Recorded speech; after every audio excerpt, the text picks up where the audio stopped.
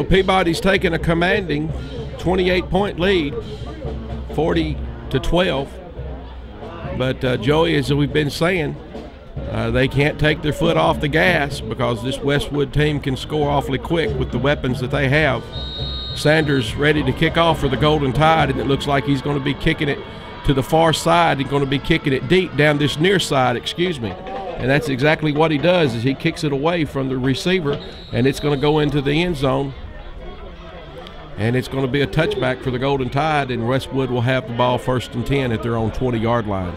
Well, so far I think we've seen one of the most impressive kickoff performances by Drew Sanders and strategies by Coach Joe Gaddis. And you don't think about that often, how effective a kickoff can be, but with the variety that we've had, with the strategy involved in this kickoff game, we have kept a team that generally averages up to 48 yards a return, and we've kept them back far in their own field. 1st and 10 for the Longhorns from their own 20-yard line.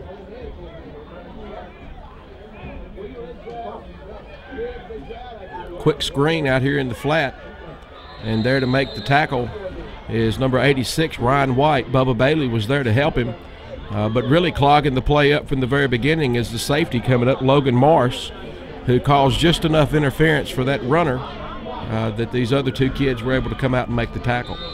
Well, it's interesting, our choice of coverage here. We play far off the ball, no press coverage.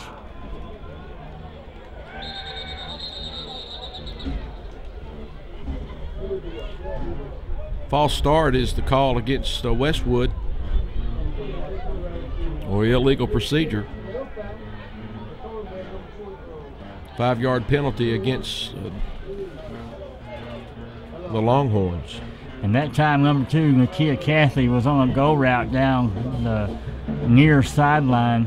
With the wind in the favor of Westwood, you have to believe that they were going to go for the long one there, the quick score. West Carroll is beating Halls at the end of 3, 28-6. 2nd and 17 for the Longhorns. And I believe they jump again on offense.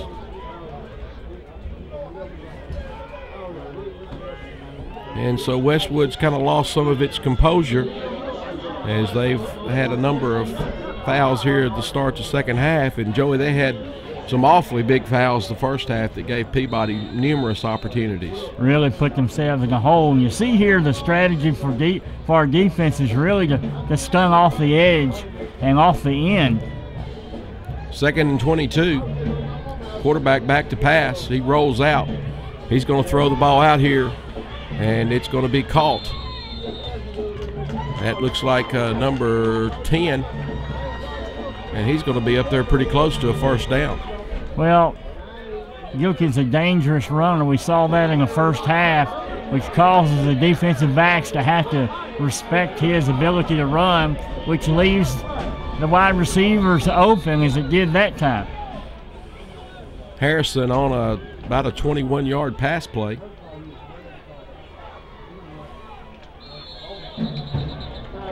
Offsides against the Golden Tide, and that's going to be an automatic 1st down for Westwood. You know, that's discipline we just have to have. You can't give a team, especially here, you know, this is the playoffs.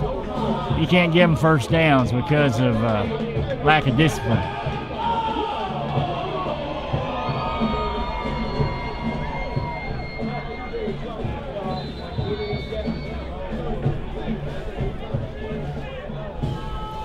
First and 10 for the Longhorns, as this drive has been marked with penalties both sides of the football. Throw and catch out here to number 6, Shelly Vincent, and he's going to have a gain of about 6 on the play. Vincent was open all day long. There wasn't anybody within 10 yards of him. They have that all night if they want it. 2nd and 4 for the Longhorns. Far side, we're missing somebody. And the quarterback didn't take advantage of it as he throws the ball back over to the near side to Shelly Vincent again. It's a good thing they threw it to this side, because on the other side, Malik Doak, he bites and leaves a guy running down the field wide open.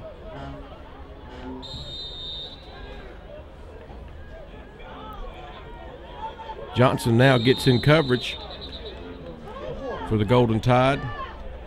Illegal procedure is the call against Westwood. And so we've had a sloppily played third quarter here so far. 7 minutes to go in the third period. Peabody's winning 40-12. Well, the band is kind of playing a slow, sloppy song and kind of defines how this game is going. Hodges nearly makes a spectacular catch as he's in the air, and while he's in the air, the receiver for Westwood undercut him, but he nearly comes down with the football. Well, that's the coverage Hodges needs to play. Playing back there center field, he comes over and gives the help to Malik Dokes that he needed. Great coverage that time.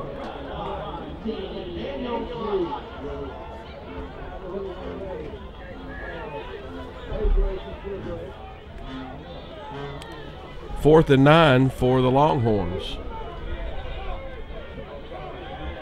Gilkey running around in the pocket, being chased now by White, and the ball was thrown, and it was tipped out of bounds by number 2, Tyler Gadlin, and the Golden Tide will take over on downs, 1st and 10. Well, you see Westwood just doesn't have much energy, not playing very inspired football there. Peabody will take over.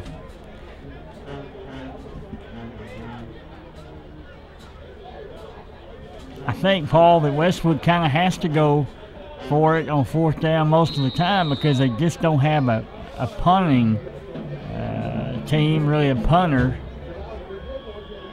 1st and 10 for the Golden Tide inside Westwood's territory. Ball's put in play from the 35-yard line. Bogus is going to carry, and he's going to have a gain of about 5 on the play. I just worry every time we see Bogus running up the middle. He runs so much, and there you see him. He's not getting up this time, and you had to believe that this was going to happen sooner or later. Young man has got to be one of the has as many rushing attempts almost as anybody on the team. It's going to take a pounding on your quarterback. So Bogus is down on the field, and he's coming up pretty quickly, though. He's going to have to come out for a play. He's going to have to come out for one play. And so probably Najawan Miller will come on as the quarterback.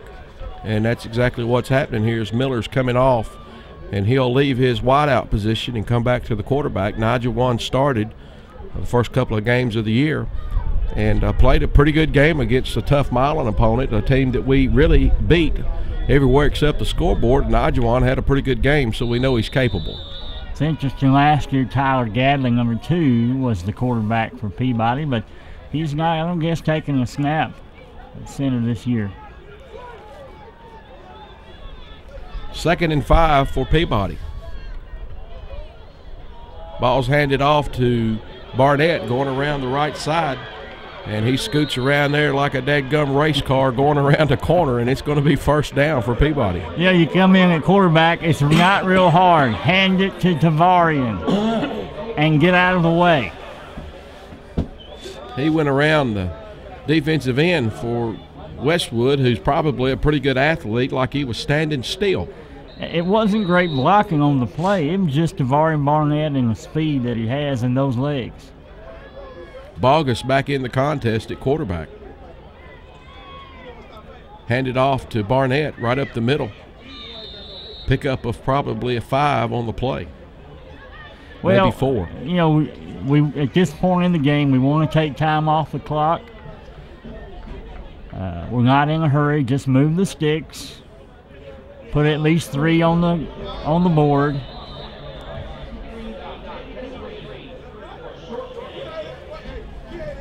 No play clock on this field. 2nd and 6 for the Golden Tide.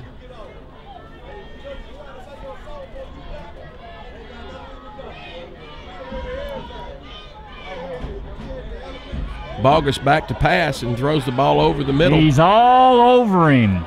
Looked like he was all over his back. He is all over him. Malik Dokes doesn't understand it, neither do I. The referee has no excuse. He's standing 5 feet away from him, but he keeps the flag in his pocket. It must be keeping him warm. Pass intended for Dokes. Looked like he was being harassed from the backside as they went over into the end zone, but the referee kept the flag in his pocket. So it'll be 3rd and 6 for Peabody.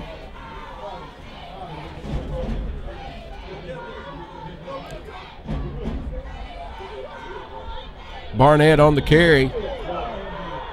He gets away. He's doing his best to get away from that defense, but they finally corral him in after a gain of about 4, and it looks like he's going to be a couple of yards short of the first down sticks, and so that's going to bring up 4th and 2.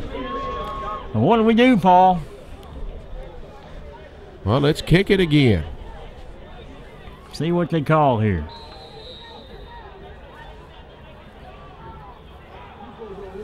Fields into the contest. Barnett goes out.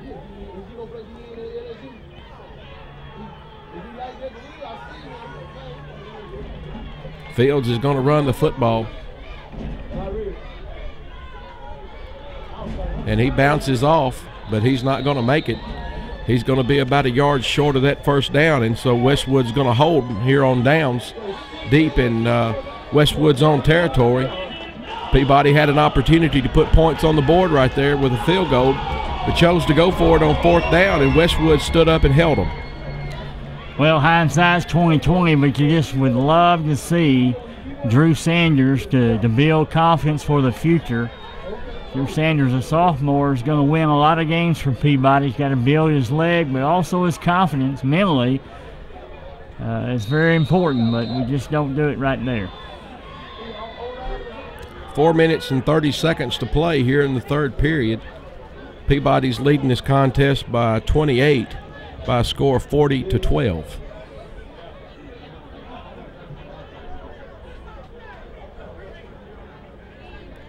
Westwood has it 1st and 10 from the 10-yard line.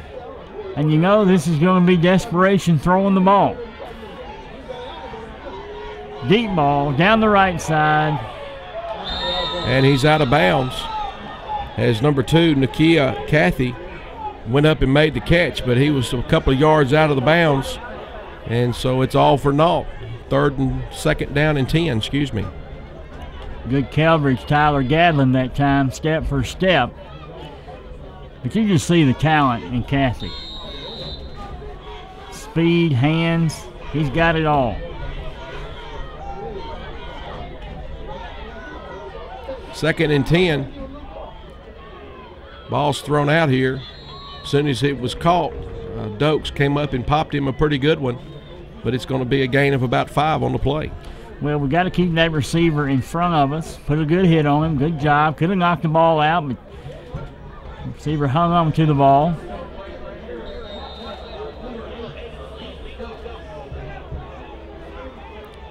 Just can't let the receiver get behind you. 3rd and a long 4 for the Longhorns. False start is the call against Westwood. Illegal procedure. And how many times have we seen that tonight? 5-yard penalty marks it back, and so that's going to make it 3rd and long.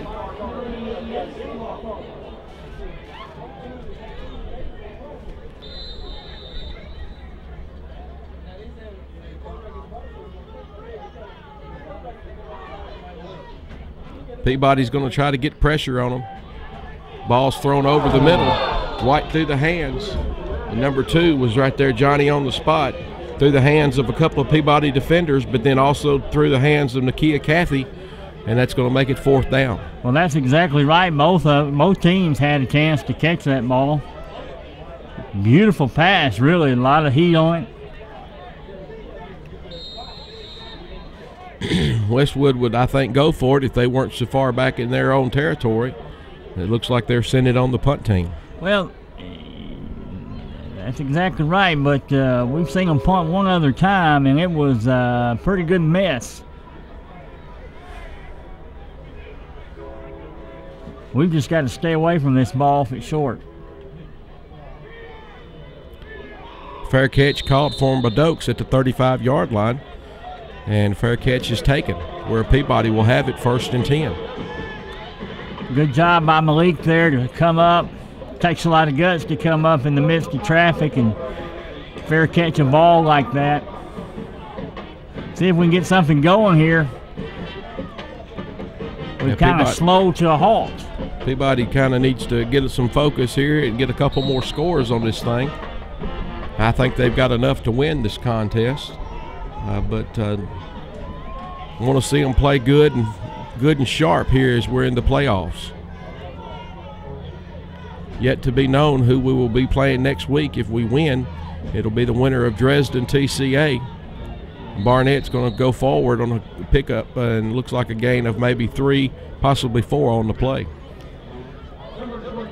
Less than 4 minutes to go, 3:30 or so. Tavari and Barnett with another excellent night. Haynes still in the contest for the Golden Tide. He's the flanker out to the right. Gadlin is joining him out wide.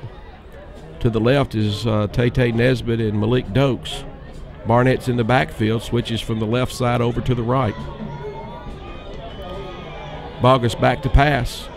Bogus is going to turn loose and run, and he's going to have a gain of maybe 4 on the play. Maybe 3. And probably is going to bring up a 3rd down and about 3.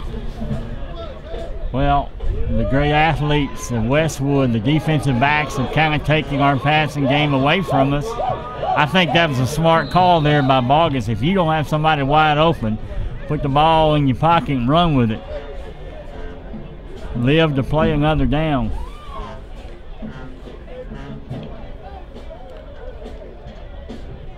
Third and 3, Bogus goes under center as Peabody's in the black formation, tied in into the game, Ryan White.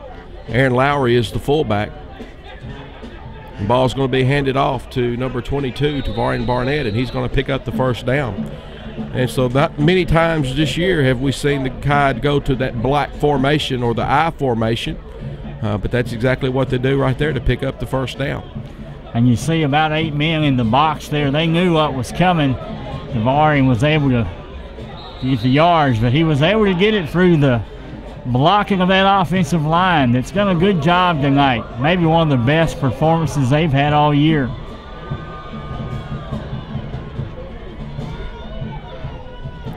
Back to the spread formation.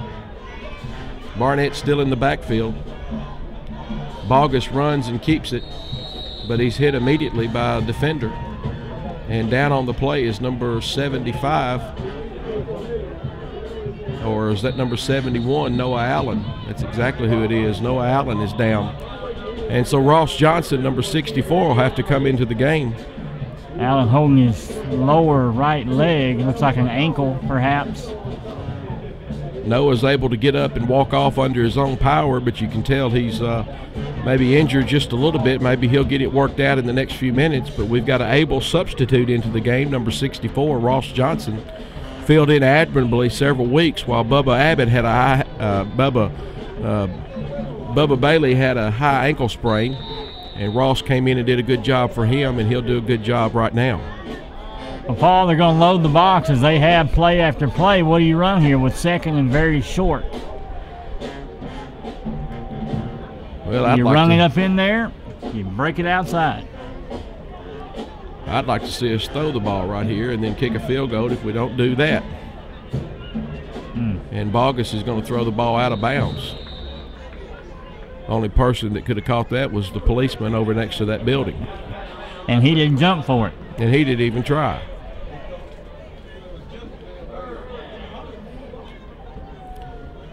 Third and 11 for Peabody.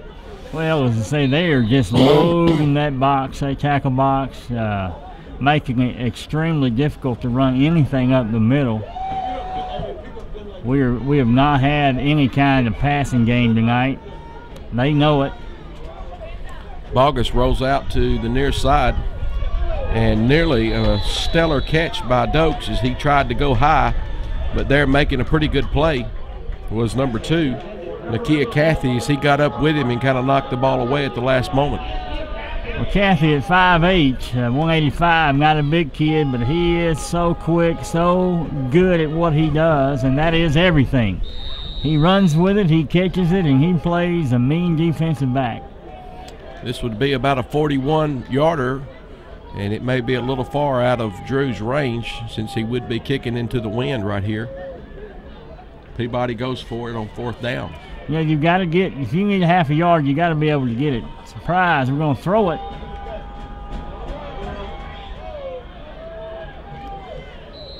And the ball falls incomplete. It looked like Tyler Gadlin was out there ready to make the play, but the ball just falls harmlessly to the ground. And so for the second drive in a row, Westwood has held the Golden Tide to no points and is taking over on downs. Well, good coverage there by Westwood.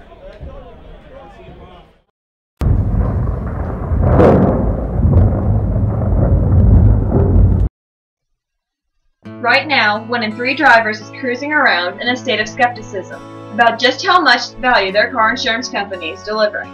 If you're one of them, State Farm agent Amy Greer in Trenton can help you get to a better state, because she'll talk with you, listen to you, and help put together a policy that has you written all over it, from cost to coverage, all backed by 24/7 customer support.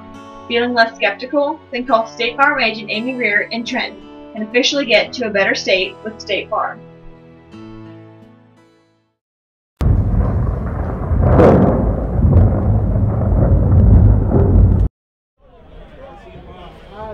.51 seconds to go here in the third period. Into the contest is number 62, Grant McEwen. Grant didn't see a lot of action last week, but he saw a lot during the middle of the season. Fine young man, plays nose guard, and you know, Joey, he wrestles these bulls and steers at these rodeos, and so tackling a football player is no big deal to him. And just like that, Grant comes in and makes the play on the running back, but I saw a yellow flag being thrown as well. Not going to be a hold, perhaps.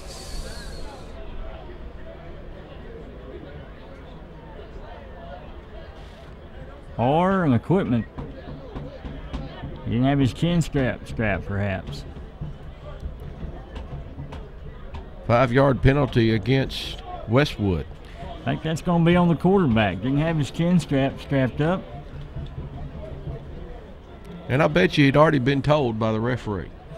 Most of the time the referees won't throw a flag like that unless they tell you once about your equipment not being fastened properly. And nonetheless, 5-yard penalty against Westwood. Makes it 2nd and 15.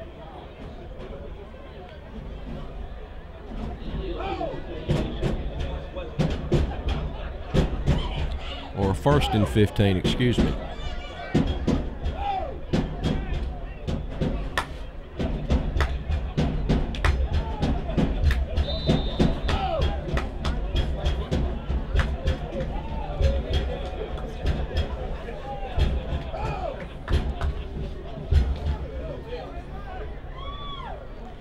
First and 15 for Westwood, out and up. And what a throw and catch as Nakia Cathy stretched out and made a fantastic catch right there, Joey. Hurt himself as he hit the ground, but out and up was thrown out here, and all of a sudden Westwood's out of the hole. Cathy averages almost 24 yards a catch this year. And they call official timeout right here as the quarterback is brought over by the official. Some kind of equipment malfunction. Why would that not be a forced timeout against Westwood?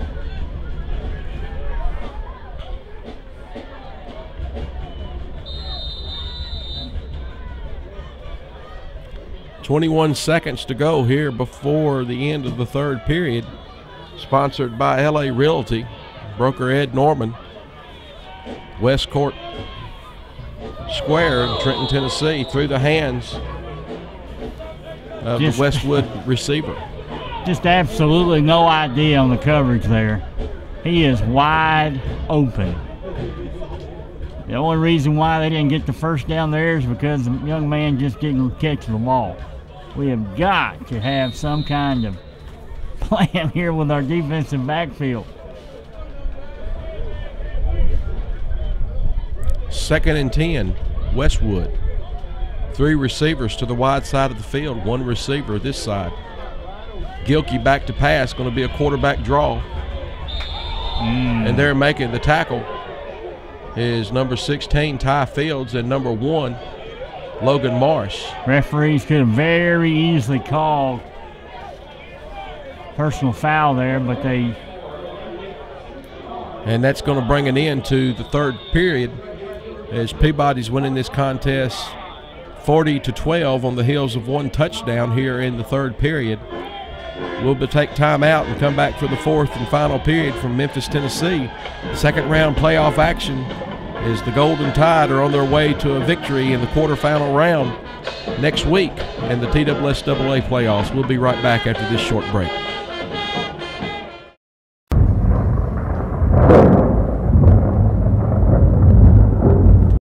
Hello, this is Ed Norman, broker with LA Realty of Trenton. I want to thank all of you for making LA number 1 in our community. We aim to take good care of our customers to the best of our ability. We know that's how a successful real estate firm operates in a small town. Please remember us when you need help or just advice about your real estate. Thanks again.